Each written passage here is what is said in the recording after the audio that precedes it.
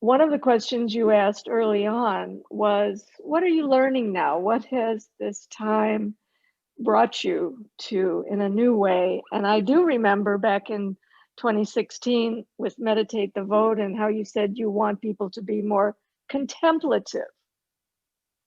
Do you think we as a people have become more contemplative? I think we've been forced to be more contemplative, and it's been a good thing. The thing is, mass media doesn't show that group of people, but I talk to them every day, and there's so many people that are awakening now that you will not believe. It's just that if you watch mainstream news, you won't even have an iota of an understanding of how many people are conscious and are out there doing the right thing. So yes, I think we are becoming more contemplative, and I think we are also developing a sort of a fierceness as well, that we feel that we just can't sit back and not do anything. So as a result of the contemplation, it has also given us a fire, a light, an energy to move forward to do things. So it's not just contemplating and just waiting for miracles. It's saying that contemplation has given me clarity. It has given me um, um, fire, fierceness, motivation, um, compassion, empathy. It's also moving me to come into action. That's really interesting that you said that. This is something that I relate to in my own life, this balance between silence and peace and action and fierceness, to hold both in the same soul at the same time and to apply them in the appropriate way in the appropriate time is quite a challenge. How have you managed to do that? I said I'm disciplined. So I might Oh, not, that might not be the answer that everybody wants to hear, but I'm actually very, very, very disciplined. And as a result of my disciplined way of living, it has naturally given me an ability to be balanced. Back in the day, Kathy, there was nothing near me in being disciplined. And when I mean discipline, I look at it in two perspectives, everyone. Discipline means to learn. I'm very open to learning. So my days are always open to looking for what can I learn new today. That's one. And the second aspect of my discipline is that I have a daily routine that I follow, and it supports me. So my mind is very clear. And as a result of that, I'm able to kind of juggle and hold a lot of various things that I feel are really important to move us forward. So I'm always a very strong believer in encouraging folks to have a pretty set timetable, a pretty disciplined timetable, and looking into discipline in the term of I'm open to learning. I don't know everything. Hey, I have to tell you too, a few years ago, many, many years ago, I was in my meditation room and I had this very, very deep realization come over me. And the realization was Jesus, Buddha, Christ, none of these folks knew that thousands of years later people would turn to their messages for spiritual and moral support. So who am I to think that the spiritual information that I have is going to do this for you, is going to make this happen? And so what I started to do, Kathy, I just said, I don't know anything. I'm just open. I don't know. All I know is right now I'm in love with God and I'm open to learn more about life. And if somebody wants to travel with me, wonderful. If somebody doesn't want to, wonderful. So that became a big, big thing for me that I don't know. And in that, it helped me to just be more open to really listening and learning from a lot of different people around the world, which has been very humbling. yeah. You actually answered my next question in advance, which was the answer is discipline. And the question was, how has your spiritual lifestyle really enabled you to do all you do and be who you are? And would you agree the answer is your discipline? Yes, and I would swear to you, only the Brahma Kumaris could do that for me because I was the least disciplined person on the planet. And it was the experience, everyone. It was, there's something that enters your consciousness, and that something is love. And that love is connected to God, to Source. And I knew I didn't have the intelligence to sustain that or to even have the humility to use it. So I don't know if it was a blessing or if it was a boon or whatever, but I was opened to learning something new, knowing that what I have just received is nothing short of a miracle. And I just don't know how to manage it. So through the Brahma Kumaris, I learned about living a more disciplined life, and so Do far you it's need been anything from okay. Publix? Huh? So That's far it's been fabulous. okay for me. I aspire to your discipline.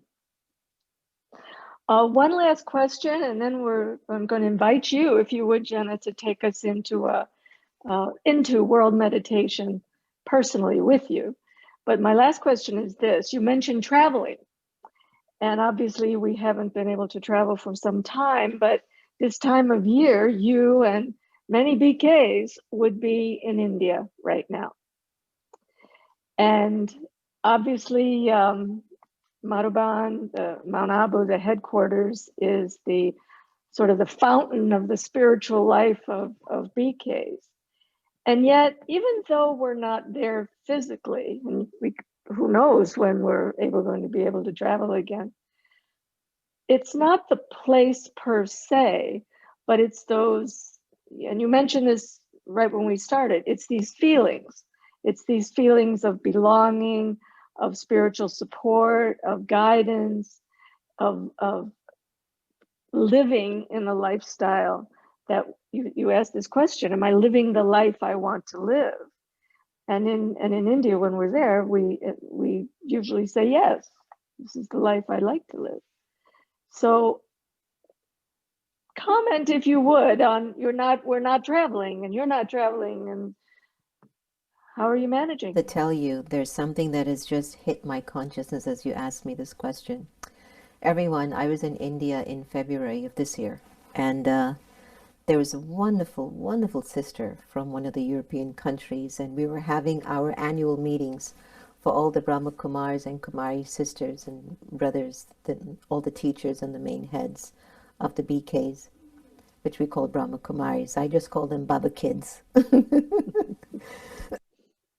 And I remembered her looking at me. We were in this little sort of an outdoor section. And she looked at me and she says, "Oh, Jen, I don't know what I would do if I couldn't come to Madhuban to get my refreshment and my sustenance." And everybody, and mark my words, I tell you, I looked at her and I said, "But it shouldn't be that. We should be refreshed wherever we are in our environments. It shouldn't be that we depend on one place to give us something that we can do it ourselves." Now, I hadn't known that we would have been in lockdown, but that conversation has played over and over again in my mind. And even today, we had a beautiful virtual experience of transporting our consciousness to Mount Abu, to Madhuban, where the headquarters of the Brahma Kumaris reside, and the vibrations of the love and the purity is there. But I don't feel like I physically missed it. And I think that when you're living a very authentic, genuine life, wherever you go, that will be your spiritual charge. That will be your sort of your resource. That will be what sustains you. And the point that I'm trying to make is, there's no doubt at our headquarters, everyone, if you've never been there, I really, really urge you to somehow connect with one of your BK or Brahma Kumari centers, whether online or when everything opens up. There's definitely no place like it on earth. I'm telling you the facts, the truth. And I've been to so many places around the world. And I believe what makes it so powerful is the fact that so many thousands of people go there, and either they take vibrations of peace or they leave vibrations of peace there.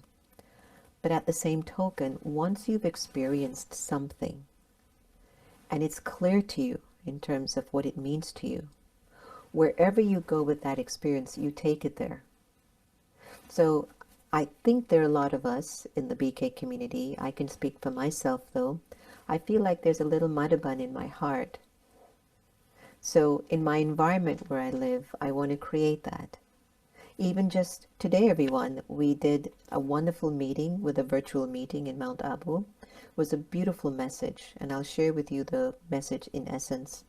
Don't let your mind be free.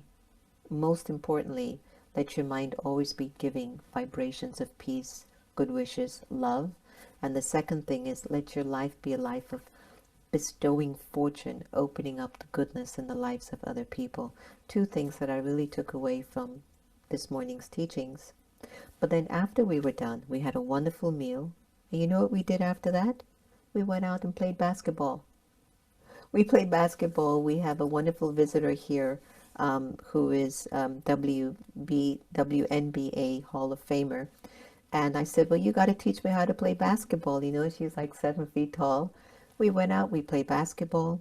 After we were done playing basketball, we danced Indian songs, Garba, Bhangra, everything. And we had a full day. And you know what I felt like it was for me, Kathy? This felt like a Madhaban. It felt so much like Madhaban that when we finished having a beautiful encounter with ourselves and with God, then we ate, and then we went out and played and danced and had a great time. And then we went and took a nap.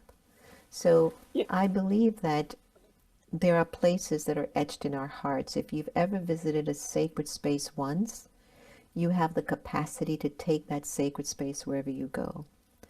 And that's what I wanted to share because I know we can't go there right now, but I still feel like I'm there. And I hope that made sense.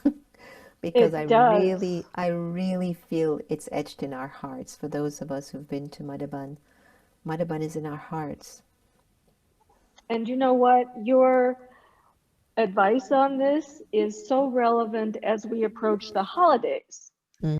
that will probably be different, whether, Thanksgiving, Christmas, whatever holiday, that it's going to be different. There won't be as much travel. There may not be the whole family gathered around the same table. There may not be all the festivities that we usually enjoy. But what you're suggesting is that make it the same. Make it the same. Oops. It doesn't have to be present. And can I tell everybody this? One of the things that I've found myself doing, which isn't accurate, and I think it's a little bit, it's adding a little bit of sorrow to my life or sadness to my life, is that I think about how it used to be. And whenever I catch myself doing that, I say, stop it. Don't go there. You're even breaking the law of the universe. This is how it is. What's happening now for you? How good is it? What are you going to create for your future? And I really want to emphasize that with everyone. The moment you keep thinking or talking about how it used to be, you're going to increase your sorrow. Don't do it. Don't. It is what it is. There is benefit. There's significance in what's going on. Look, I could go on for a while, but there must be a reason why we're wearing masks. It's because we've been living our lives not being genuinely ourselves. So now we're getting to see, oh my gosh, is that how I've been all my life? I'm not being me, not being the real spiritual, soul conscious, pure me. And then now we're isolated on a cell phone or on a laptop or on a Zoom every day. Is that how we were? Were we at a party or dinner with the family and we were constantly on our cell phones? So now the manifestation of that is let's isolate them from each other since they weren't together anyway and they were doing everything virtual, and let us show how it actually looks.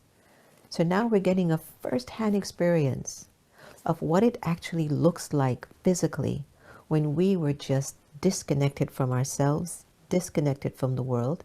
So if you look at it from that insightfulness, then you can just say, okay, I don't know if I want that anymore. So when you come out of this, don't wear any more masks. I'm not talking about the physical masks, the masks of the soul. Who are you? What are you?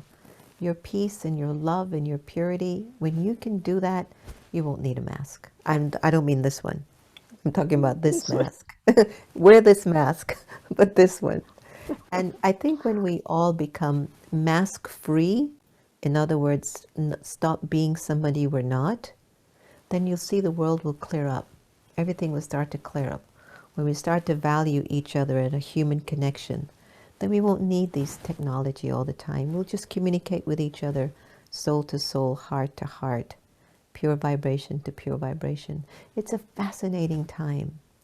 It's hard when individuals we know or love or have heard about have struggled, and I'm trying to see what I can do to assist in whatever way possible. But we have to keep forging forward, no matter what. Jenna, there are a number of comments here. They're wonderful. And there's one question, but we'll have to have you back to talk about this. And it's forgiveness. But do you want to make a little comment about how forgiveness plays into all this? Yes, if you're willing to forgive, you found your humility. And in your humility, it'll be very easy to forgive. It's not about letting off the other person. It's about allowing yourself to start to truly live. Perfect answer.